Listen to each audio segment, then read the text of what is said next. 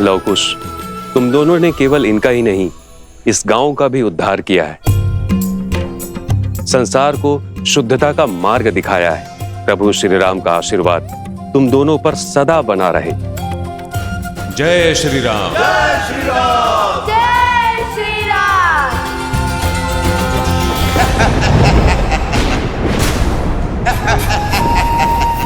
फिर हार गए? कुछ नहीं होगा तुमसे, किसी योग की नहीं हो तुम। रावण के कुल पर कलंक हो कलंक। तुम इतने निर्बल हो कि 2 बालकों से युद्ध नहीं कर पाए।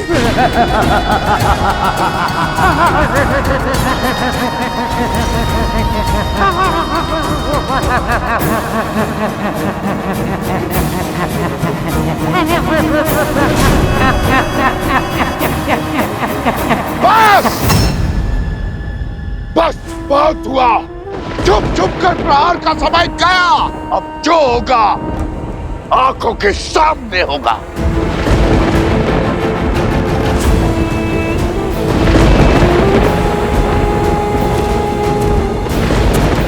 रोकिए इन्हें। क्रोध में मनुष्य सदैव अनुचित कार्य करता है।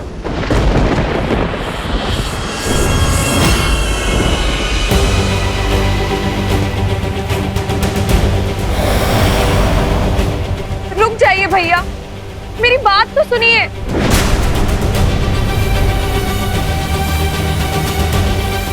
नहीं, मत छोड़ो इसकी। अपनी नाक तो कटवा ली। अब तुम्हारा अपमान करने चली है ये। रावण की मृत्यु का कारण भी तो यही है। राक्षस कुल के अंत का कारण ये है। हाँ, मत सुनो इसकी, मत सुनो इसकी, मत सुनो इसकी, मत सुनो, मत सुनो इसकी, मत सुनो इसकी, मत सुनो इसकी, मत सुनो इसकी, मत सुनो।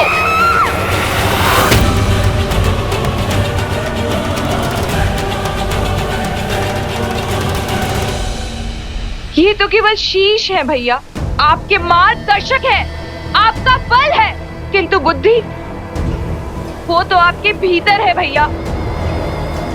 उन्हें अपने मस्तिष्क को नियंत्रित मत करने दीजिए। लव कुश को युद्ध के लिए ललकार कर हराना असंभव है भैया। उन्हें देवताओं का आशीर्वाद प्राप्त है। एक योजना सफल नहीं हुई तो क्या हुआ? यदि 100 योजनाएं भी सफल नहीं हुई तो भी क्या हुआ? हम अथक प्रयास करेंगे भैया। भैया, मुझे एक और प्रयास करने का अवसर दीजिए। छल और कपट के बिना लव कुश को हराना संभव नहीं है भैया। विनती है मेरी भैया, रुक जाइए। मैं जब तक लौटकर वापस ना आऊं, आप गुफा से बाहर मत निकलिएगा।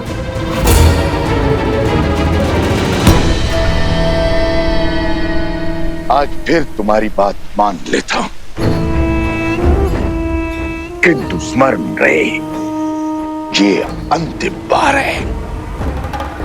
यदि आज लव कुश नहीं मरे तो रावण और राम के कुल के बीच एक भीषण युद्ध होगा जो इतिहास बनेगा, जिसे संसार सदा स्मरण रखेगा। आप निश्चिंत रहें भैया, शीघ्र ही राम और सीता को लव और कुश के अंत की सूचना मिलेगी।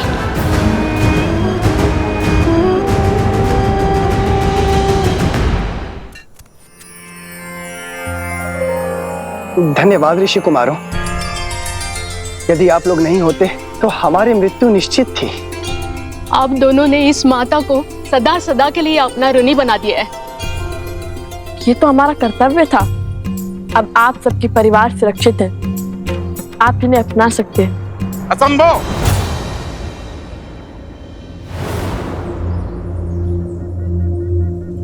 ये गांव के भीतर नहीं जाएंगे। क्यों? अपनों को अपनाने में कैसे संकोच? आज सुध लौट आई है, कल को पुनः खो गई तो? आज असुरों ने छोड़ दिया, कल को पुनः घेर लिया तो? कौन रोकेगा उन्हें? कौन बचाएगा हमें? सब अपवित्र हो गए हैं। ऋषि भारद्वाज के मंत्रों और माता गंगा के जल के बल से ये पावन हो चुके हैं। आपको चिंता करने की आवश्यकता नहीं है। आपने सहायता का प्रयास किया, उसके लिए धन्यवाद, किंतु इन्हें अपनाने का निर्णय मेरा है और मैं नहीं चाहता कि इनके नकारात्मकता का प्रभाव गांव वालों पर पड़े। ये विचार भी कैसे कर सकते हैं आप सरपंच जी? इसीलिए कि आपके संतान पर कोई संकट नहीं आया। मेरा पुत्र इन दो नन्हे वीरों के कारण मृत्यु के मुख से लौटा है और आप चाहते हैं मैं इसे पुनः खो दूं? मौन! पुरुषों के बीच में खड़ी होकर मुख खोलने की उद्दंडता करती हो। जब पुरुष बात करते हों तो स्त्रियों का कार्य सिर्फ सुनना है, प्रश्न करना या निर्णय देना नहीं। अद्भुत अद्भुत सरपंच जी, अद्भुत। कदाचित इन्हीं उच्च विचारों पर श्री राम अपनी राम राज्य की नींव स्थापित करना चाहते हैं। मैं वो क्या, यही है ना राम राज्य की कल्पना? स्त्रियों के स्वर को दबाना, किसी कारण से यदि स्त्री घर शीघ्र न लौटे तो उस पर प्रश्न उठाना, उसे कलंकित करना, उसका सम्मान और उसका जीवन दोनों हर लेना। महारानी सीता के साथ भी तो समाज ने यही किया था ना। एक वस्त्र की पत्नी वर्षा के कारण घर शीघ्र न लौटी तो लोक अपवाद को इतना बढ़ावा मिल गया, तो श्री राम को उसका पक्ष लेने के लिए अपनी पत्नी महारानी सीता का त्याग करना पड़ा।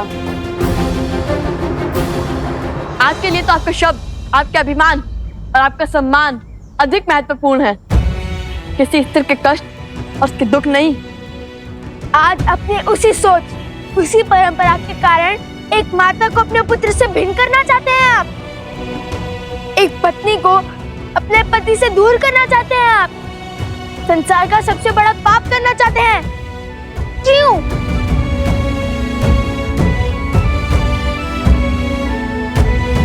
आप सब मौन क्यों हैं? कैसे एक परिवार को टूटने का स्वांग देख सकते हैं आप? एक स्त्री के अधिकार और माता के भावों को कुचलने का खेल कैसे खेल सकते हैं आप? एक बात समझ ले आप सब और आपके सरपंच जी, जो स्त्री घर चला सकती है वो गांव भी चला सकती है और राज्य भी। राम राज्य की कल्पना तभी सार्थक होगी जब सबको सम्मान मिलेगा, सबको समान देखा जाएगा, स्त्री और पुरुषों को एक समान रखा जाएगा। बस,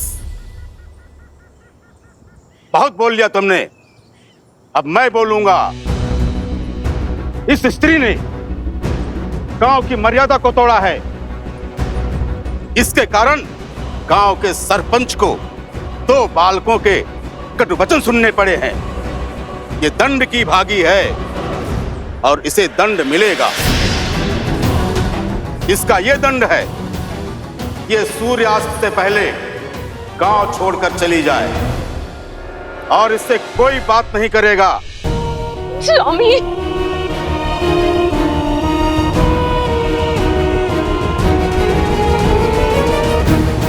चलो। ये कैसा अनर्थ कर रहे हैं आप? ये उचित नहीं है, रुकिए। कुछ युवकों के शरीर में असुरी शक्ति का वास तो था ही, किंतु इनके मन में भी असुरी शक्ति का वास है। अब इन्हें कैसे समझाए, कैसे इन्हें न्याय और प्रगति के मार्ग पर लाए?